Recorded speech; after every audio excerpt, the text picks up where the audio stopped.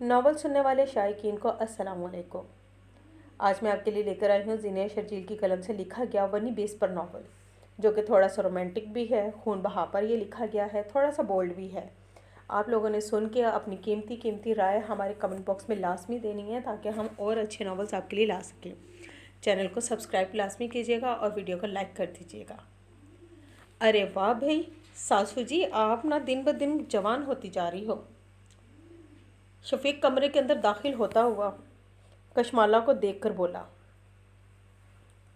جو کہ تازہ ترین اپنے بالوں کا رنگ کیے ہوئے بیٹھی تھی۔ لو جی، تم بھی چلے آئے ہو آج یہاں؟ چلو آ ہی گئے ہو تو یہیں بیٹھ جاؤ۔ کشمالہ کو دلاویز کا شوہر اپنا یہ چھچھورا داماد سب سے زیادہ زہر لگتا تھا۔ آج کشمالہ اپنی بڑی بیٹی دلاویز کے آنے پر جتنا خوش تھی، اس کے شوہر کو دیکھ کر بدمزہ سی ہو گئی۔ اور سناؤ شفیق میاں اپنے گھر کی، تمہاری ماں اور بہنیں تو بہت خوش ہو گئی ہوں گی آج کل۔ کشمالہ شفیق کو دیکھ کر کوئی طنز کا موقع ہاتھ سے جانے نہیں دیتی تھی، مگر شفیق بھی اسی کا داماد تھا، اس لیے پان چباتا ہوا کشمالہ کی بات سن کر ہنسنے لگا۔ آپ حویلی والے بڑے لوگ، ہم غریبوں کا ایسے ہی خیال رکھتے ہیں، پھر ہمارا خوش ہونا تو بنتا ہی ہے۔ خاموش بیٹھی ہوئی دلاویز اپنے شوہر کو دیکھنے لگی۔ چند دنوں پہلے ایک بہت بڑی زمین کا فیصلہ شمشیر جتوئی کے حق میں ہوا۔ اس زمین کا پیسہ شمشیر جتوئی نے فیروز جتوئی اور شمروز جتوئی کے بچوں میں برابر کا تقسیم کر دیا تھا۔ یوں دلاویز کو ملنے والے پیسوں سے اس کے سسرال والے اور شوہر بہت خوش تھا۔ دادا سائیں اور سسر جی نظر نہیں آ رہے، کہیں دونوں باپ بیٹے سیر سپاٹوں میں موجے کرنے تو نہیں نکل گئے؟ شفیق پورے حال میں نظریں گھماتا ہوا کشمالہ سے منی خزی سے پوچھنے لگا۔ سیر سپاٹوں اور موجوں سے اس کی کیا مراد تھی، یہ کشمالہ خوب سمجھتی تھی، جبکہ دلاویز خاموش بیٹھی ہوئی اپنے شوہر کی باتوں سے شرمندہ ہو رہی تھی۔ وہ دونوں مردانے میں مردوں کے درمیان موجود ہیں، اور بھلا مردوں میں تمہارا کیا کام؟ اس لیے میں نے تمہیں یہیں بیٹھنے کی دعوت دی۔ سیر سپاٹوں کی عمر تو اب تمہاری بھی نہیں رہی شفیق میاں، میرا مشورہ مانو تو اب مسخرہ پن چھوڑ کر ذرا بردباری سے کام لینا شروع کر دو۔ جتنی سنجیدگی سے کشمالہ اسے بھگو کر لگا رہی تھی، وہ اتنا ہی زیادہ ہنس کر کشمالہ کا خون جلائے جا رہا تھا، یہاں تک کہ پان کی لالی اس کے ہونٹوں سے چھلکنے لگی۔ ارے میری پیاری ساسو جی، سیر سپاٹوں سے عمر کیا تعلق؟ دل جوان ہونا چاہیے مرد کا۔ کیوں بھئی دل؟ صحیح کہہ رہا نا تیرا شوہر؟ شفیق اب دلاویز کو مخاطب کرتا ہوا بولا، جو ملول نظروں سے شفیق کو دیکھ کر خاموش رہنے کا اشارہ کر رہی تھی۔ شنو شفیق میاں کے لیے وہ گالدان لے کر آ تاکہ وہ منہ سے پیک تھوک سکے۔ کشمالہ اپنے غصہ ضبط کرتی ہوئی شنو سے بولی۔ ارے یہ تو شنو کی بیٹی مانو ہے نا، کتنی جلدی جوان ہو گئی ہے۔ شفیق 17 سالہ مانو کو للچائی ہوئی نظروں سے دیکھتا ہوا بولا، جو کہ بلا وجہ میں شرماتے ہوئے وہ گالدان شفیق کے سامنے رکھ رہی تھی۔ اے مانو، چل باورچی خانے میں اپنی اماں کے پاس جا۔ شفیق کی نظروں میں چھپی ہوئی غلاظت سے حویلی کے تمام فرد ہی واقف تھے۔ یہی وجہ تھی کشمالہ شفیق کو دل ہی دل میں بھر کر کوسنے دیتی اور دلاویز سب کے سامنے شرمندہ ہوتی۔ شفیق میاں 2 جوان لڑکیوں کے باپ ہو تم، یہاں وہاں نظریں دوڑانے کے بجائے اب ان کے مستقبل کی فکر کرو۔ میرے مخلصانہ مشورے پر ذرا سنجیدگی سے سوچنا۔ دلاویز میرے کمرے میں آ جا، شفیق میاں جب تک اپنا دل ٹی وی دیکھ کر بہلا لیں گے۔ کشمالہ دلاویز کو بولتے ہوئے خود وہاں سے اٹھ کر چلی گئی، اور شفیق برا مانے بغیر اگالدان میں پاک کی پیک تھوکتا ہوا ریموٹ کنٹرول ہاتھ میں لے کر ٹی وی دیکھنے لگا۔ تم پھر میرا دماغ کھانے میرے کمرے میں چلی آئی۔ صبح ہی صبح زالے کو اپنے کمرے میں دیکھ کر تیمور خان اپنے منہ کے زاویے بگاڑتا ہوا بولا، معاف کرنا خان، مگر میں زنگ لگی چیزیں نہیں کھاتی، اور تمہارے کمرے میں میں صرف اپنے کام سے آئی ہوں۔ زالے بولتی ہوئی مزے سے صوفے پر بیٹھی۔ یہ بھی شکر ہے صرف زنگ لگا ہے میرا دماغ کو، ورنہ جب سے تم اس گھر میں آئی ہو کھوپڑی میں دماغ بچا ہے، یہی بہت بڑی بات ہے۔ ویسے تم یہاں پر بیٹھی کیوں ہو؟ جو بھی بولنا ہے کھڑے کھڑے بولو اور فوراً 9-2-11 ہو جاؤ۔ تیمور خان ہمیشہ کی طرح بنا لحاظ کیے بولا اور ٹاول ہاتھ میں پکڑے واش روم جانے لگا۔ کیا خان، تم بھی ہر وقت مرچیں چبائے رہتے ہو؟ کبھی کبھی پیار سے مسکرا لیا کرو، یقین کرو مسکراتے ہوئے تم زیادہ اچھے لگو گے۔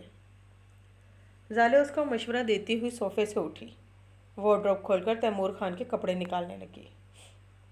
میں پیار سے مسکرا لیا کروں اور وہ بھی تمہیں دیکھ کر؟ اچھا مذاق ہے۔ اور یہ سفید کلف لگا شلوار قمیض میں نہیں پہنوں گا، اگر نکالنا تو ڈھنگ کے کپڑے نکالو۔ تیمور خان اس کے منتخب کیے سوٹ کو دیکھ کر بولا تو زالے کے مسکراتے لب ایک پل کے لیے سکڑے تھے۔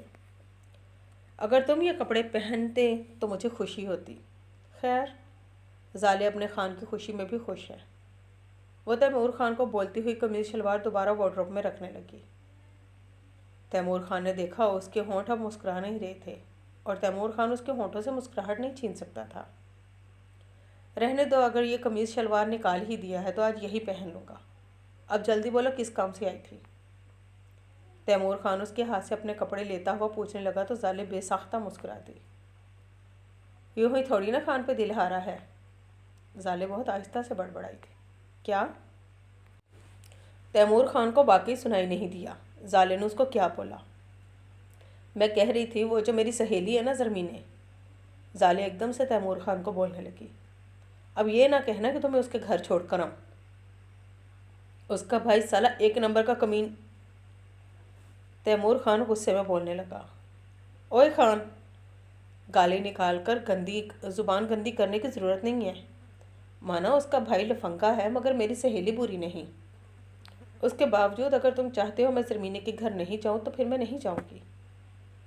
زالے تیمور خان کو ٹوکتی ہوئی بولی۔ وہ اکثر تیمور خان کو اس کی بری باتوں پر ایسے ہی ٹوک دیتی۔ تیمور خان اس کی باتوں پر کم ہی اپنا کان دھرتا تھا۔ نوازش ہے آپ کی خالہ جی، اب ذرا میرے کمرے سے باہر جاؤ تاکہ میں شاور لے لوں۔ تیمور خان گھڑی میں ٹائم دیکھتا ہوا زالے سے بولا۔ میں نے تمہاری بات مانی ہے اور میں زرمینے کے گھر نہیں جا رہی ہوں۔ اب تمہیں آج کے دن میری بات ماننی ہوگی۔ زالے اپنے دونوں ہاتھ سینے پر باندھتی ہوئی تیمور خان کو دیکھ کر بولی۔ بول بھی دو اب۔ تیمور خان بیزار ہو کر بولا۔ وہ جانتا تھا جب تک زالے کی بات نہیں سنے گا وہ اس کے کمرے سے نہیں ٹلنے والی۔ تیمور خان کی بیزار شکل دیکھ کر زالے کے چہرے پر مسکراہٹ آئی۔ زالے چلتی ہوئی تیمور خان کے قریب آئی۔ اس نے جیسے ہی اپنے ہاتھ تیمور خان کے چہرے کے آگے بڑھائے، تیمور خان ویسے ہی اپنا چہرہ پیچھے کرتا ہوا زالے کو گھور کر دیکھنے لگا۔ تیمور خان کے گھورنے پر زالے نے اس سے بھی زیادہ بڑی بڑی آنکھوں سے تیمور خان کو گھورا۔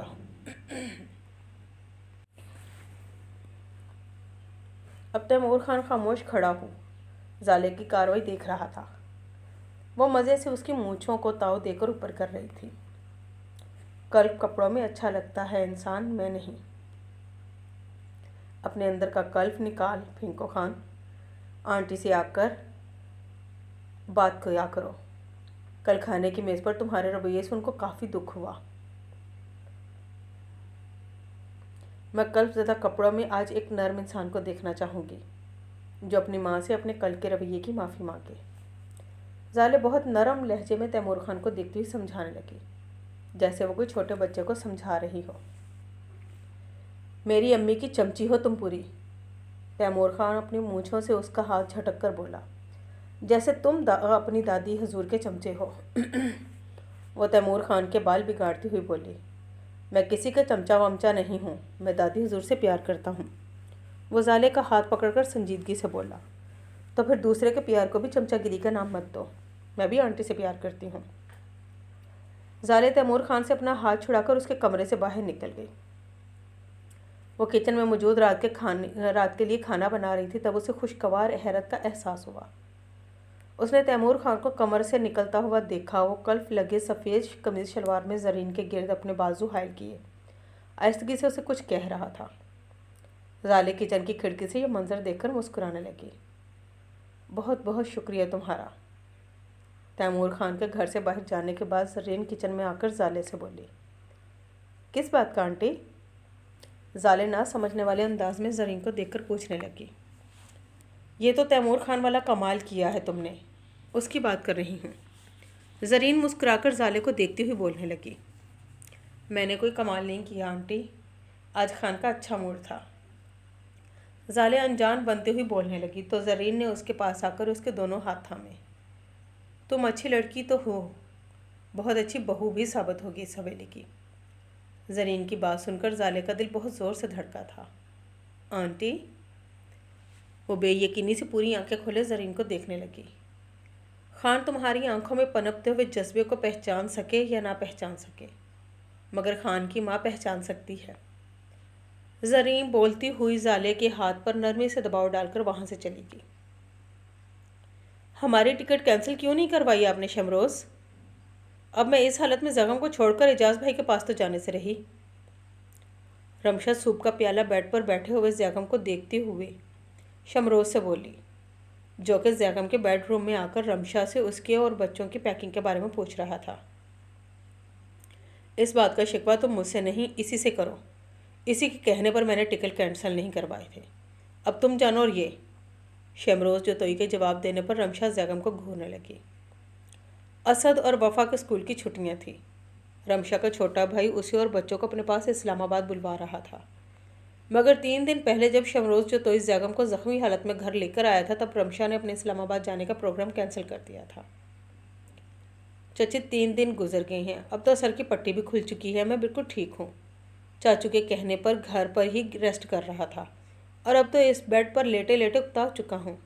میں خود کل سے آفس جاؤں گا، اس لیے آپ اپنا اور بچوں کا پروگرام خراب نہیں کریں پلیز۔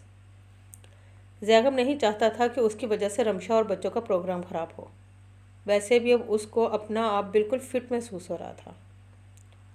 سر کی چوٹ بالکل ٹھیک ہو چکی تھی، مگر جب اس نے شمروز جوتوئی کو بتایا کہ یہ سردار اکبر خان کے پوتے تیمور خان کی کارستانی ہے تب شمروز جوتوئی نے اسے خاموش اختیار کرنے کو کہا، جو کہ ایسے بالکل ٹھیک نہیں لگا، مگر وہ شمروز جوتوئی کی بات نہیں ٹالتا تھا اس لیے خاموش ہو گیا۔ شمروز جوتوئی نے ہی اس واقعہ کا ذکر خاص طور پر ہوئی حویلی میں کرنے سے منع کیا تھا۔ اوہو، اب کیا ہو گیا اس کار کو؟ روشانے بیزار ہو کر بولی۔ 1 ہفتہ پہلے وہ سردار اسماعیل خان کے ساتھ شہر آ گئی تھی۔ پہلے تو وہ کالج وین میں جایا کرتی تھی، مگر اس بار سردار اسماعیل خان نے نہ جانے کیا سوچ کر اس کے لیے ڈرائیور ارینج کر دیا، جو اسے ہاسٹل سے لے کر کالج چھوڑتا اور کالج سے ہاسٹل۔ گاڑی کا ٹائر پنکچر ہو گیا میم۔ ڈرائیور کی بات سن کر روشانے میں کفت کے عالم میں اس کو دیکھا۔ آج اسے کالج جلدی پہنچنا تھا اور وہ ویسے ہی لیٹ ہو گئی، اوپر سے گاڑی کی خرابی کا سن کر اس کا موڈ خراب ہونے لگا۔ کالج کا راستہ یہاں سے 10 قدم کے فاصلے پر رہ گیا ہے، میں پیدل چلی جاتی ہوں۔ اب ایسا کرو 2 بجے تک مجھے کالج سے پک کر لینا۔ اسے کہیں آس پاس شاپ نہیں دکھ رہی تھی جو وہ گاڑی میں بیٹھ کر گاڑی کے ٹھیک ہونے کا انتظار کرتی، اس لیے ڈرائیور کو ہدایت دیتی ہوئی گاڑی سے اتر گئی۔ سر پر اوڑھے ہوئے دوپٹے کو مزید درست کرتی ہوئی وہ فٹ پاتھ پر چلنے لگی۔ وہ تو شکر تھا ہفتے پہلے اسماعیل خان کے ساتھ شہر آنے پر دادی حضور اور تیمور خان نے خاصا اعتراض نہیں کیا، مگر اب تیمور خان کی دن بدن بڑھتی ہوئی بدتمیزی اور غصے سے اسے خوف آنے لگا تھا۔ روشانے تیمور خان کو سوچتے ہوئے روڈ کراس کر رہی تھی تب سامنے سے آتی ہوئی گاڑی کا ہارن نہیں سن پائی۔ شمروز جوتوئی کے چیخنے اور زیغم کے بریک لگانے پر روشانے نے جلدی سے روڈ کراس کرنا چاہا، تبھی تیز رفتار آتی ہوئی بائک سے وہ بری طرح ٹکرائی۔ بائک والا خود بھی بائک سمیت سڑک پر گرا ہوا تھا۔ زیغم نے سڑک پر بے ہوش گری ہوئی لڑکی کو دیکھا، جس کے گرد لوگوں کا ہجوم لگنا شروع ہو گیا تھا۔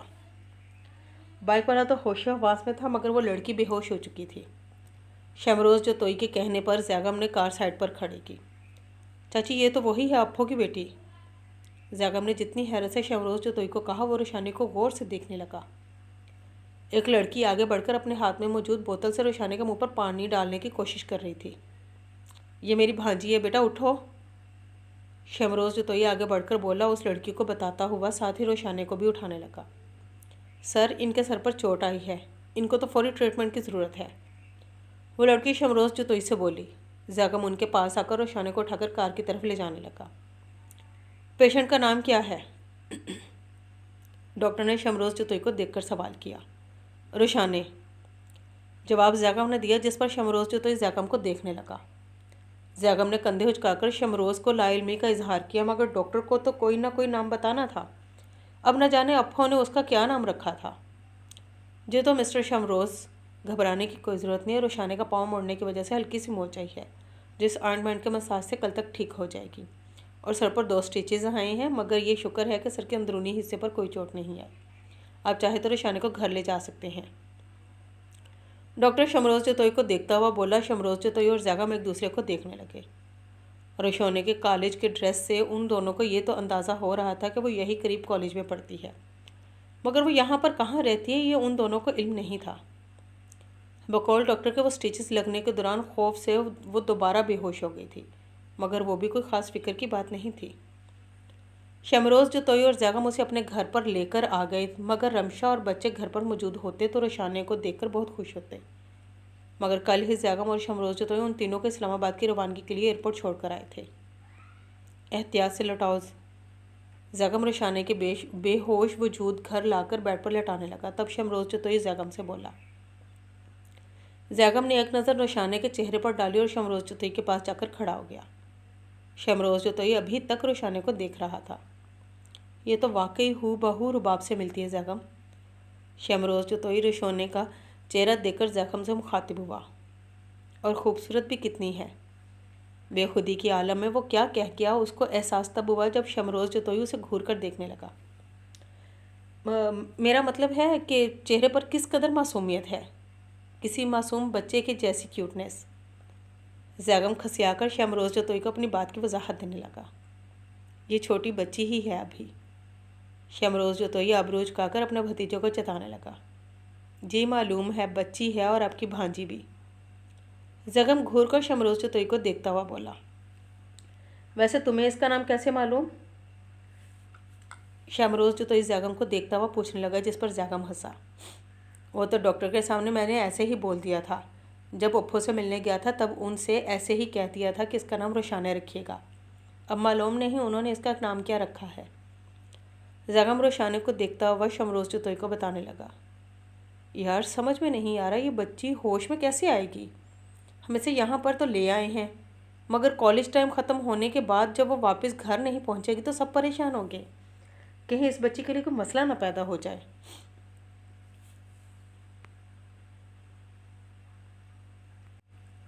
शमरोज़ जतोई फिक्रमंद होता हुआ ज़ैगम से बोला।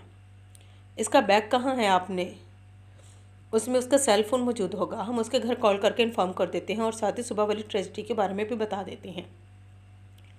ज़ैगम उसका बैग और फाइल देखकर बोला, जो कि शमरोज़ जतोई ने रूम में आकर टेबल पर रखा था। नहीं, पहले इसे होश में लाना चाहिए, फिर जो ये कहेगी वही करेंगे। मैं नहीं चाहता ये बच्ची किसी भी मसले का शिकार हो।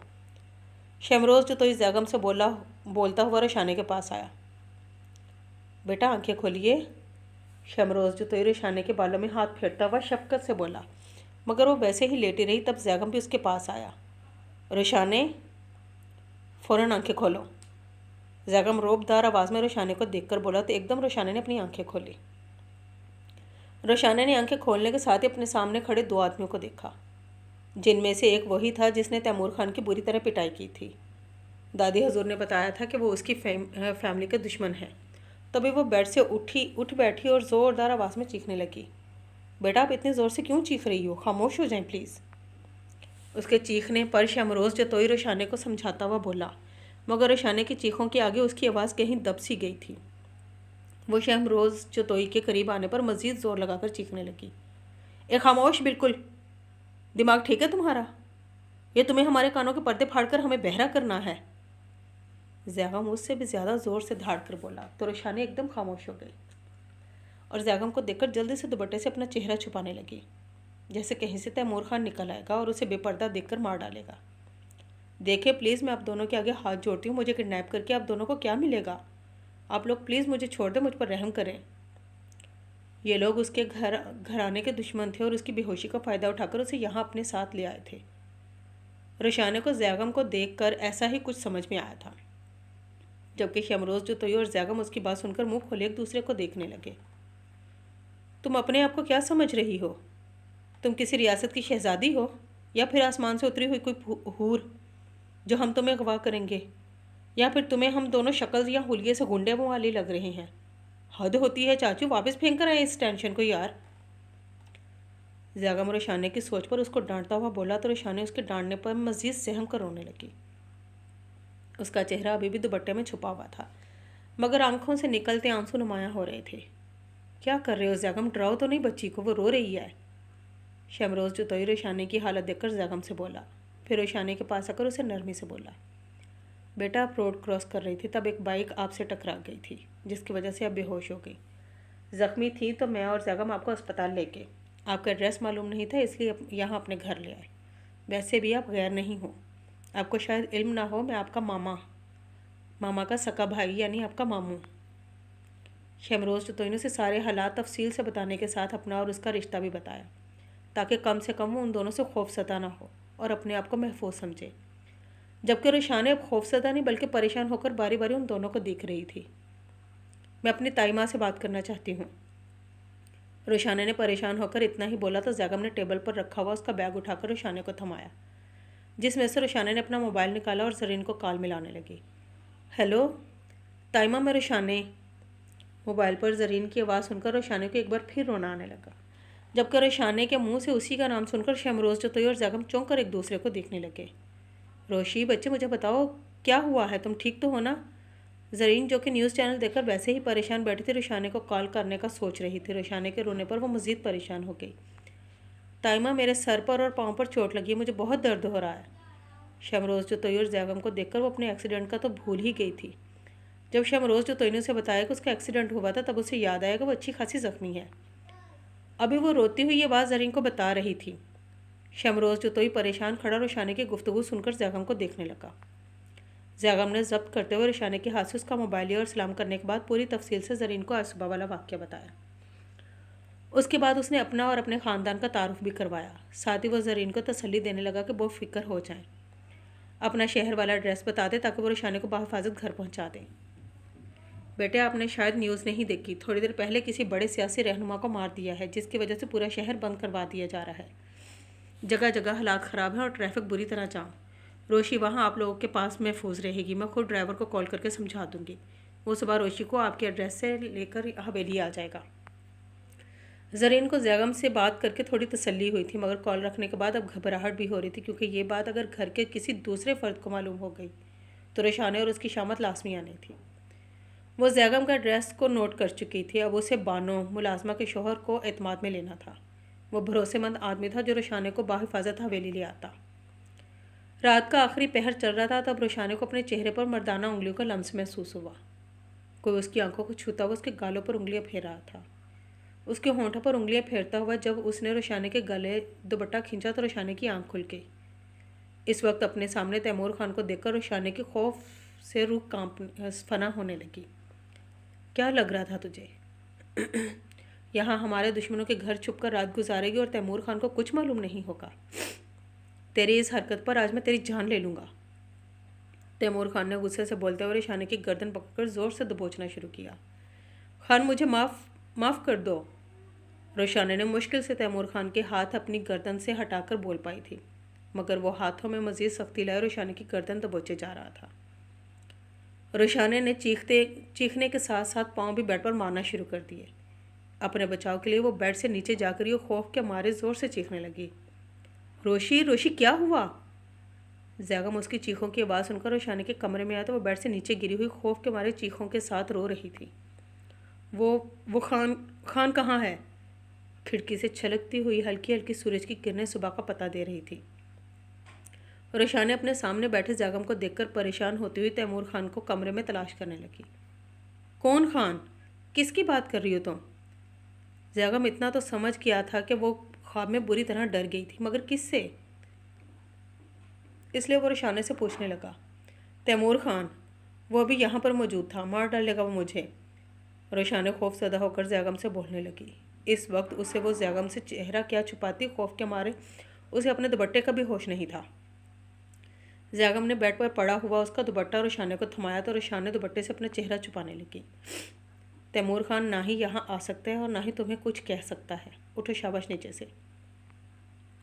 زیغم نے اس کی آنکھوں میں جا بجا خوف کی پرچھائیاں دیکھیں تو وہ روشانی کی طرف ہاتھ بڑھاتا ہوا بولا، مگر روشانی نے اس کے ہاتھ کو نظر انداز کرتے ہوئے خود اٹھنا چاہا، جس کے نتیجے میں اس کے منہ سے سسکی نکلی۔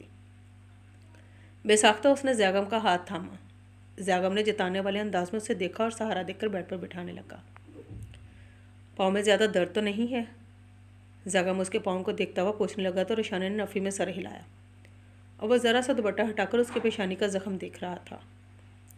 शाम को ड्रेसिंग करवा लेना। दुपट्टे से अपना चेहरा छुपाया वो उसे ख्वाब वाली लड़की लगी तो ज़ागम अपने ख्वाब में आए ख्याल की खुद नफ़ी करने लगा। मगर ड्राइवर तो थोड़ी देर में आने वाला होगा मुझे लेने के लिए। रोशाने उलझते हुए ज़ागम को देखकर बोली तो वो गौर से रोशाने को देखने लगा। रास्ते सारे ब्लॉक हैं, मुश्किल ही है तुम्हारा ड्राइवर आ सके। सुकून से यहीं बैठो जब तक हालात नॉर्मल नहीं हो जाते। ज़ागम उसकी आंखों में परेशानी देखता हुआ बोला, जो अब दुपट्टे में से छलकती हुई उसे डिस्टर्ब कर रही थी। ऐसे कैसे सुकून से बैठ सकती हूँ मैं यहाँ पर? प्लीज़ आप मुझे किसी तरह हवेली छोड़ आएँ। रोशाने को उसकी बात सुनकर घबराहट होने लगी थी, इसलिए वो बेसाख्ता ज़ागम से बोली, क्यों? बहुत याद आ रही है अपने ददियाल की? या फिर यह घर तुम्हें जंगल लग रहा है जहाँ तुम सुकून से नहीं रह सकती? ज़ागम उसकी बात पर अच्छा खासा बुरा मानकर उसे आंखें दिखाता हुआ बोला। ख्वाब में भी वो लड़की दूर चली गई थी और अब भी वो जाने की बात कर रही थी। रोशाने ने उसे गुस्से में देखकर खामोश हो गई। गुस्सा तो उसका भी तेज़ था, जो वह पहली मुलाकात में देख चुकी थी, इसलिए खामोश रहना ही बेहतर था। भूख तो नहीं लग रही तुम्हें? रोशाने की खामोशी महसूस कर ज़ागम मुझसे पूछने लगा, क्योंकि कल रात को भी उसने तकल्लुफ़ से बुराए नाम ही खाना खाया था, जो कि शमरोज़ जतोई के साथ वो भी नोट कर चुका था। अगर मैं बोलूँगी हाँ तो आपको गुस्सा आएगा? आप प्लीज़ जाकर सो जाएं। रोशाने के बोलने पर वो बिना कोई जवाब दिए कमरे से निकल गया। उफ, ये तो सच्ची में चले गए। कितने बदतमीज़ इंसान हैं। मुझे तो वाकई भूख लग रही थी। रोशाने बेड की क्राउन से टेक लगाती हुई सोचने लगी। थोड़ी देर में वो नाश्ते की ट्रे लेकर कमरे के अंदर दाखिल हुआ। रोशाने दोबारा अपना चेहरा छुपाती हुई हैरत से उसे देखने लगी। उसके घर के मर्द तो इस तरह खुद से काम करना तौहीन समझते थे। ये दूध का गिलास पूरा पीना है तुम्हें। जिस तरह वो दूध से भरे गिलास को देख रही थी, ज़ागम उसकी नज़रों का देखता हुआ बोला, दूध मुझे बिल्कुल पसंद नहीं। रोशाने ने बहुत आहिस्ता आवाज़ में मिनमिनाई, कोई फरमाइशी प्रोग्राम चल रहा है यहाँ? फ़ौरन उठाओ गिलास। ज़ागम अब की बार रौबदार लहजे में बोला तो रोशाने को न चार दूध से भरा गिलास उठाना पड़ा। ज़ागम के होंठों पर मुस्कुराहट रेंगी, जिसे वो छुपाता हुआ कमरे से निकल गया। क्या बनाया जा रहा है इतनी मेहनत से? ज़ाले इस वक्त किचन में मौजूद चॉकलेट कुकीज़ बेक कर रही थी, क्योंकि वो तैमूर खान को पसंद थी और आज तैमूर खान घर पर ही मौजूद था और उसका मूड भी खुशगवार था। इसलिए दोस्ताना लहजे में आकर ज़ाले से पूछने लगा, मेहनत के साथ साथ मोहब्बत से भी चॉकलेट कुकीज़ बेक की हैं तुम्हारे लिए, तुम्हें पसंद है ना? ज़ाले धीमे अंदाज में बोली और तैमूर खान को देखकर मुस्कुराने लगी। उसकी आंखें बहुत कुछ बोल रही थी, जिन्हें देखकर एक पल के लिए तैमूर खान खामोश हो गया। ये आंखों की ज़बान समझना इतना भी मुश्किल काम नहीं था। दुश्वार रास्ते का इंतखाब किया है तुमने, कुछ हासिल नहीं होगा इस राह पर चलकर। वक्त अभी भी हाथों में है, रास्ता बदल लो। तैमूर खान ज़ाले को समझाता हुआ बोला। वो नहीं चाहता था ज़ाले को उसकी तरफ से कोई भी खुशफहमी रहे। रास्ता बेशक दुश्वार है, मगर गलत तो नहीं है ना। मोहब्बत हासिल और हसूल को सोच समझ कर नहीं की जाती। वक्त तो ज़ाले के हाथों से कब का निकल चुका है। उसने तुम्हें तब से अपने दिल में बसाया है जब वो खुद इस जज्बे से वाकिफ़ नहीं थी। ज़ाले तैमूर खान के सामने आकर बोली। आज उसने पहली बार तैमूर खान के सामने अपने दिल खोल कर रख दिया था। शायद ज़रीन पर उसका राज शिकार हो चुका था, तभी वो तैमूर खान के सामने अपनी मोहब्बत का एतराफ़ कर गई थी। तुम अच्छी लड़की हो ज़ाले, मगर मुझे रोशाने पसंद है, अभी से नहीं बचपन से, और मैं उसी से शादी करूँगा। तैमूर खान ने उसके जज्बात का ख्याल किए बिना उसे अपनी पसंद का बताया, जिससे ज़ाले का दिल करची करची हो गया। वह ज़ख्मी नज़रों से तैमूर को देखने लगी। वो ज़ाले को एक नज़र देखकर किचन से जा चुका था। ज़ाले आंखों में आए आंसू साफ करती हुई बेक किए हुए कुकीज़ निकालने लगी। अपने कमरे में आकर वो अपनी खाला से मोबाइल पर बात करने लगी। कुबरा खातून से इजाज़त लेकर वो चंद दिन खाला के पास रुकना चाहती थी। ज़ख़म नया था और ताज़ा भी, भरते भरते वक्त तो लगता ही। दोबारा ज़ागम की आंख खुली तो सुबह के 10 बज रहे थे। वो अपने कमरे से निकलकर लिविंग रूम में आने लगा, मगर वहाँ एक जज्बाती मंजर उसका मुंतज़िर था। दाएं तरफ सोफे पर शमरोज़ जतोई और उसके बराबर में रोशाने बैठी थी। दोनों की आंखें अश्कबार थी और सामने टेबल पर पुराना फैमिली एल्बम खुला हुआ रखा था। यकीनन इस वक्त शमरोज़ जतोई और रोशाने रुबाब का जिक्र करके और तस्वीरें देखकर अफसुर्दा हो गए थे। روشانے اس وقت کالج یونیفارم کی بجائے رمشا کے ڈریس میں موجود تھی۔ ہلکے سبز رنگ کے کپڑوں میں وہ زیغم کو اپنے دل کے بہت قریب لگی۔ زیغم گلا کھنکارتا ہوا لونگ روم کے اندر داخل ہوا تو دونوں ہی اس کی طرف متوجہ ہوئے۔ روشانے نے فوراً دوپٹے سے اپنا چہرہ چھپا لیا۔ کیا تم نے یہاں آتے ہی رونے والی بیماری چاچو کو بھی لگا دی ہے؟ زیغم روب دار لہجے میں روشانے کو گھورتا ہوا بولا اور ان دونوں کے سامنے والے صوفے پر بیٹھ گیا۔ کیا تم بچی کو آنکھیں دکھا کر بلا وجہ کا روب ڈال رہے ہو؟ ہم دونوں تو رباب کا ذکر کر رہے تھے۔ باتوں میں وقت گزرنے کا معلوم ہی نہیں ہوا۔ شمروز جو تو یہ اپنی آنکھیں خشک کرتا ہوا زیغم کو بتانے لگا۔ تب شمروز جتوئی کا موبائل بجنے لگا تو وہ اٹھ کر روم سے باہر نکل گیا۔ روشانے نے ابھی بھی سر جھکائے اداسی بیٹھی تھی۔ زیغم دوپٹے میں چھپا ہوا اس کا چہرہ غور سے دیکھنے لگا اور اپنی جگہ سے اٹھ کر شمروز جتوئی والی جگہ پر بیٹھا، ساتھ ہی البم اٹھا کر رباب کی تصویر دیکھنے لگا۔ کتنی عجیب بات ہے نا، آج میں نے پہلی بار اپنی ماما کو دیکھا ہے، ورنہ اس سے پہلے تو صرف تائی ماں سے ان کے بارے میں سنا ہی تھا۔ روشانے کے بولنے پر زیغم اسے دیکھنے لگا۔ اس پر زیغم کا دل شدت سے چاہا کہ وہ اس لڑکی کی آنکھوں سے آنسو پوچھ ڈالے جو کب سیدھا اس کے دل پر گر رہے تھے۔ میں نے ابا کو دیکھا ہی نہیں، ان سے ڈھیر سارا پیار اپنا حق سمجھ کر وصولتا رہا ہوں۔ خوب لاؤڈ اٹھواتا، فرمائش پوری کرواتا تھا، اور میں یقین سے کہہ سکتا ہوں اگر وہ ہمارے درمیان ہوتی تب بھی وہ تم سے زیادہ مجھ سے پیار کرتی۔ زیغم روشانے کو بہلانے کی غرض سے بولنے لگا۔ وہ کیسے ہمارے درمیان ہو سکتی تھی بھلا؟ ان سے تو ان کی زندگی ہی چھین لی تھی بڑے ماموں نے۔ کیوں اتنی بے رحمی سے مار ڈالا انہوں نے میرے بابا کو؟ روشانے کے انداز میں شکوہ یا غصہ نہیں تھا، بلکہ اس کی آواز میں محرومی تھی، اپنے ماں باپ سے بچھڑنے کا درد۔ اس کی بات پر جیسے زیغم کا دل کسی نے مٹھی میں لے لیا۔ اس کے اپنے باپ نے کتنی بے رحمی سے مار ڈالا تھا اس لڑکی کے باپ کو۔ زیغم کو اپنے سامنے بیٹھی لڑکی پر ترس آنے لگا۔ تم اپنے بڑے ماموں کے بیٹے سے اس کی زندگی چھین کر اپنا بدلہ پورا کر لو، قسم کھا کر کہتا ہوں اف تک نہیں کروں گا۔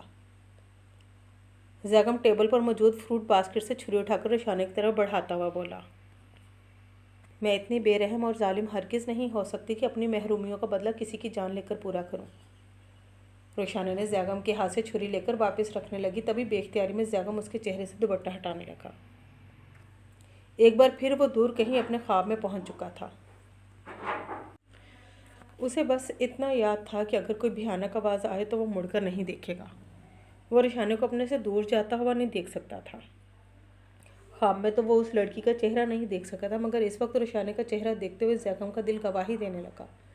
اگر وہ خواب میں بھی اس پوشیدہ چہرے سے آنچل سرکا دیتا تو لازمی وہ یہی چہرہ ہوتا جو اس وقت اس کے سامنے موجود تھا، اور وہ بآسانی اس کے آنسو اپنی انگلیوں کے پوروں سے چن رہا تھا، جبکہ دوسری طرف زیغم کی حرکت پر روشانے نے چونک کر اسے دیکھنے لگا۔ اسے آنسو صاف کرتا دیکھ روشانے کا دل بے اختیار زور سے دھڑکا تھا۔ ساری زندگی ابو کی طرح نہ صرف تمہارے لاڑ اٹھا سکتا ہوں بلکہ تمہاری ساری فرمائشیں بھی پوری کر سکتا ہوں۔ تم چاہو تو مجھ سے ڈھیر سارا پیار بھی وصول کر سکتی ہو۔ زیغم دھیمے لہجے میں روشانے سے کہہ رہا تھا، اور وہ حیرت سے پوری آنکھیں کھولے زیغم کو دیکھ رہی تھی۔ وہ اس بات کو بڑھاوا نہیں دیکھ سکتی تھی کیونکہ اس میں اپنی ماما کی طرح ہمت نہیں تھی، اس لیے دوبارہ اپنا چہرہ دوپٹے سے چھپاتے ہوئے وہ صوفے پر تھوڑے فاصلے سے بیٹھ گئی۔ طبیعت کیسی ہے تمہاری؟ میرا مطلب ہے پاؤں میں درد تو نہیں اب؟ زیغم اس کی حرکت پر بنا کسی رد عمل کا اظہار کیے اب خود بھی نارمل لہجے میں اس سے طبیعت پوچھنے لگا۔ وہ اپنے خواب والے سحر سے آزاد ہو چکا تھا۔ کافی بہتر محسوس کر رہی ہوں، اب تو چلنے میں بھی درد نہیں ہو رہا، روشانے اس کی آنکھوں میں دیکھتی ہوئی کہنے لگی، مگر اس کی آنکھیں بے تاثر تھیں۔ ریلی؟ ذرا چل کر دکھاؤ۔ زیغم کی بات سن کر وہ کنفیوز ہو کر اسے دیکھنے لگی۔ وہ منتظر تھا، اس لیے روشانے نے صوفے سے اٹھ کر چلنے لگی۔ گڈ، اب یہاں سے باہر نکل کر سیدھا جا کر الٹے ہاتھ پر مڑو، وہاں پر کچن موجود ہے، جلدی سے جا کر میرے لیے ناشتہ بنا کر لاؤ۔ وہ صوفے پر مزید ریلیکس ہو کر بیٹھتا ہوا روشانے کو حکم دینے لگا، جبکہ روشانے منہ کھولے زیغم کو دیکھنے لگی۔ کیا ہوا؟ ایسے کیوں دیکھ رہی ہو؟ کیا ابھی بھی کوئی ایسی ویسی بات کہہ دی میں نے؟ زیغم سوالیہ نظروں سے اس کو دیکھتا ہوا پوچھنے لگا، تو وہ نفی میں سر ہلا کر کمرے سے نکل گئی۔ روشانے کے کمرے سے جانے کے بعد زیغم کے چہرے کے تاثرات ایک دم سنجیدہ ہو گئے۔ اسے اپنی بات کے نظر انداز کیے جانے پر برا نہیں لگا تھا۔ وہ جان گیا تھا روشانے کم ہمت لڑکی ہے۔ جو اس کا اپنا دل خواہش کر بیٹھا تھا، اس خواہش کی تکمیل ایک ناممکن سی بات تھی۔ روشی، تمہیں معلوم نہیں، اگر بڑے خان، اماں حضور یا تیمور خان میں سے کسی کو بھی معلوم ہو گیا کہ تم شمروز جتوئی کے شہر والے گھر میں موجود ہو تو تمہارے ساتھ ساتھ میں بھی بری طرح پھنسوں گی۔ شام میں جب زرین کی کال آئی تو وہ روشانے کو بولنے لگی، تائی اماں، آپ تو ایسی باتیں کر کے مجھے ڈرا رہی ہیں۔ روشانے واقعی ڈر گئی تھی، مگر اسے معلوم تھا زرین جو کہہ رہی ہے وہ سچ ہے۔ ڈرا نہیں رہی ہوں بچے، سمجھا رہی ہوں۔ میں نے تمہیں اور ظالم نے یہاں پر سب سنبھال لیا ہے، کسی کو شک بھی نہیں گزرے گا۔ راستے بند ہونے کی وجہ سے آج ڈرائیور نہیں آ سکا، وہ کل صبح تمہیں لینے آئے گا اور یہاں حویلی چھوڑ دے گا۔ اگر کوئی سر کی چوٹ کے بارے میں پوچھے تو رونے یا گھبرانے میں مت بیٹھ جانا، کہہ دینا کالج میں گر گئی تھی۔ کل صبح تک جلدی جلدی حویلی پہنچو، 3-4 یہاں دن گزار لو، پھر واپس چلی جانا۔ زرین اسے ڈھیر ساری نصیحتیں کر کے فون رکھ چکی تھی، تب زیغم کمرے کا دروازہ کھٹکھٹاتا ہوا اندر آیا۔ روشانے زرین کی کال سن کر پریشان ہو گئی تھی، اس لیے بے خیالی میں زیغم کو دیکھی گئی۔ زیغم اس کے چہرے پر پریشانی دیکھ کر فرسٹ ایڈ باکس ہاتھ میں تھامے چلتا ہوا اس کے پاس آیا اور اس کے دوپٹہ سرکایا اور روشانے کے چہرے تک لا کر اس کے چہرہ کور کرنے لگا تو روشانے پوری طرح ہوش میں آئی۔ کوئی پریشانی ہے؟ زیغم فرسٹ ایڈ باکس کو ٹیبل پر رکھتا ہوا اس کی آنکھوں میں جھانک کر پوچھنے لگا تو روشانے نے نفی میں سر ہلایا۔ یہ نقاب کس عمر میں کرنا شروع کیا تم نے؟ زیغم روشانے سے پوچھتا ہوا اس کی پیشانی سے ہلکا سا دوپٹہ سرکا کر اس کا زخم دیکھنے لگا۔ باقاعدگی سے نقاب نہیں کرتی، بس دادی حضور کا حکم ہے کہ کسی غیر کے سامنے اپنا چہرہ نہ دکھایا کرو۔ روشانے کی بات سن کر زیغم اسے گھور کر دیکھنے لگا۔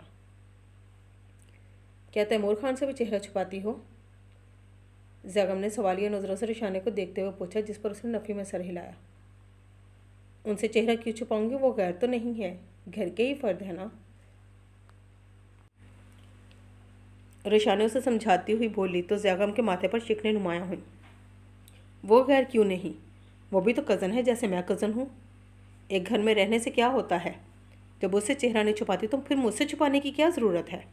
ہٹاؤ اس دوپٹے کو اپنے چہرے سے۔ آخری جملہ زیغم نے اسے حاکمانہ لہجے میں کہا تو روشانے نے اپنے چہرے سے دوپٹہ ہٹا لیا۔ یہ کام چاچو سے نہیں ہوا جاتا، اس لیے انہوں نے مجھے کہا کہ تمہاری ڈریسنگ کر دو، اب سیدھی ہو کر بیٹھ جاؤ۔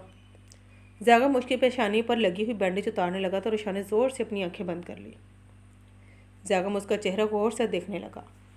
روشانے کے چہرے کی معصومیت میں اسے حسین نقوش نے لمحے بھر میں پھر سے زیغم کو اپنے سحر میں جکڑ لیا۔ وہ ایک بار پھر کہیں کھو سا گیا۔ اس کے چہرے سے نظر ہٹانا زیغم کو ایک مشکل کام لگا۔ وہ یہاں اس کی بینڈیج کرنے آیا تھا، لیکن اب خود کو بے بس محسوس کرتا وہ کسی سحر میں جکڑا ہوا روشانے کا چہرہ دیکھ رہا تھا۔ روشانے جو کافی دیر سے آنکھیں بند کیے ہوئے تھے، اپنے چہرے کو زیغم کی نظروں کے حصار میں محسوس کر کے آنکھیں کھولے اسے دیکھنے لگی۔ کیا ہوا؟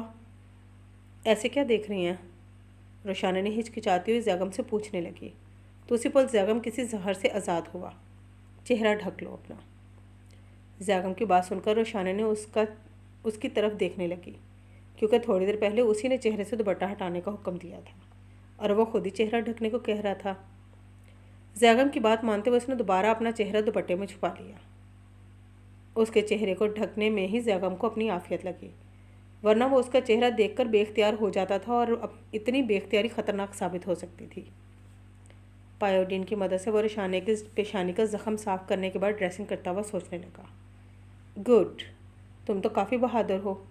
میں سمجھ رہا تھا بینڈیج کرتے ہوئے کافی ڈانٹ ٹپٹ کرنی پڑے گی تمہارے ساتھ۔ زیغم روشانے کے بینڈیج کرنے کے بعد اسے دیکھتا ہوا بولا، نہیں، میں بالکل بہادر نہیں، مگر ایک بات مجھے سمجھ نہیں آتی، یوں ڈانٹ ڈپٹ کر کسی کمزور پر اپنا رعب جما کر طاقتور انسان کو آخر کون سی تسکین ملتی ہے؟ روشانے آہستہ آہستہ آواز میں زیغم سے پوچھنے لگی۔ وہ اس طرح پہلی بار اپنی زندگی میں کسی مرد سے بات کر رہی تھی بنا ڈرے۔ جیسے 5 انگلیاں برابر نہیں ہوتی، ایسے ہی سارے انسان ایک جیسے نہیں ہوتے روشی۔ زیغم کو اس کا دیکھتا ہوا بولا۔ روشی مجھے پیار سے تائمہ کہتی ہیں، روشانے نے اسے جتانے والے انداز میں بولی، کیونکہ وہ دوپہر میں بھی اسے روشی روشی کہہ کر مخاطب کر رہا تھا۔ मेरे मुंह से ही सुनकर उन्होंने बोलना शुरू किया होगा। अप्पू को पहले ही बता चुका था कि मैं प्यार से रुशाने को रोशी कहूँगा। अब की बार ज़ैगम उसको जताता हुआ बोला, जिस पर रुशाने उसे कंफ्यूज होकर देखने लगी। तुम्हें मालूम है तुम्हारी पैदाइश के तुम्हारा नाम यानी रुशाने किसने रखा था? ज़ैगम को महसूस हुआ जैसे वो सारे वाक़े से लाइल्म है। तभी वो रुशाने से पूछने लगा, ताई माँ ने ही तो रखा था। रुशाने फ़ौरन बोली। तब ज़ैगम ने रुशाने को उसकी पैदाइश वाले दिन का वाक़या बताया, जब वो स्कूल जाने की बजाय रुबाब के पास मिलने चला आया था। रुशाने को ये बात सुनकर काफ़ी हैरत हुई। अगर ये बात सच थी तो ताई माँ ने उसे लाइल्म इसलिए रखा होगा क्योंकि ये बात दादी हुजूर के इल्म में हरगिज़ नहीं होगी। रोशी, ज़ैगम की बात सुनकर रुशाने कमरे से जाने लगी तक एकदम उसे ज़ैगम ने पुकारा। रुशाने पलट कर ज़ैगम को देखने लगी। कल तुम्हारे यहाँ से जाने के बाद, मेरा मतलब है तुम दोबारा यहाँ हमसे मिलने आओगी ना? चाचू बहुत मिस करेंगे। चच्ची, असद और वफ़ा भी तुमसे मिलकर बहुत खुश होंगे। ज़ैगम रुशाने को अपने दिल की हालत से बेखबर रखता हुआ उससे पूछने लगा। वो चाहता था कि रुशाने दोबारा यहाँ आए। शायद वो भी यही चाहता था, रुशाने उसे भूले ना। मामू कह रहे थे कि वो शाम में मेरी मामी और बच्चों से बात करवाएंगे। मामू को देख कर आती हूँ, शायद वो अभी फ्री होंगे। ज़ैगम की बात को यकसर नज़रअंदाज करके वो कमरे से जाने लगी। दोबारा मुड़े। रुशाने जानती थी कि इसकी हवेली का कोई फ़र्द नहीं चाहेगा रुशाने उन लोगों से ताल्लुक़ रखे, और वो इतनी दिलेर नहीं थी कि चोरी छुपे उन लोगों से मिलती। रोशी, ज़ैगम ने उसे दोबारा पुकारा। अब की बार उसकी आवाज़ में काफ़ी बेबसी थी। रुशाने ने दोबारा पलटकर सवालिया नज़रों से देखने लगी।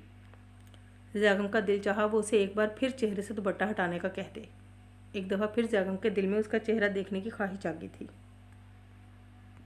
मालूम नहीं वो ये चेहरा फिर कभी देख सकेगा कि नहीं।